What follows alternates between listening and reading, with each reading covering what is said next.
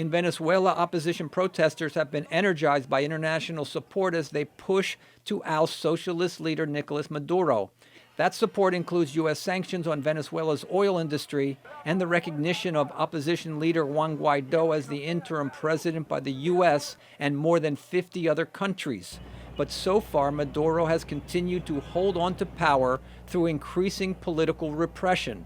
Short of using military force, analysts say, there are few other measures the Trump administration can take to force change in Venezuela. Because the costs are limited to us, it also means the benefits will likely be limited. We could accept more cost and achieve more benefits if we were, for example, to invade these countries, change their governments, force them to adopt the policies we want. On Tuesday, Trump threatened an economic embargo on Cuba for allegedly supporting Maduro in Venezuela with 20,000 security personnel.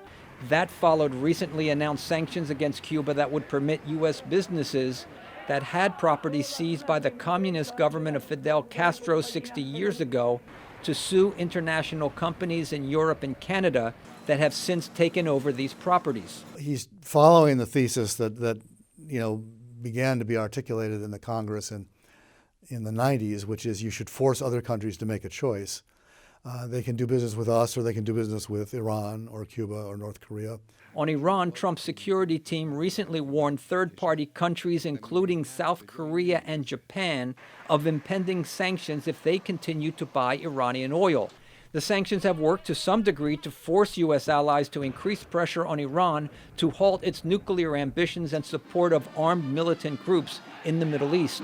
They have caused European countries to disengage from the Iranian economy, even as their governments, although they are clearly opposed to U.S. policies, they haven't taken strong measures to confront the U.S. on that.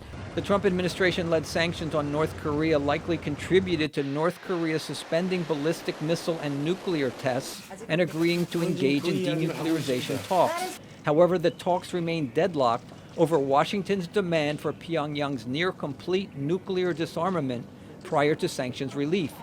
While sanctions can impose increased economic cost on an adversary country, analysts are skeptical they can force sweeping change and say that over time these measures can become less effective as targeted countries step up evasion efforts.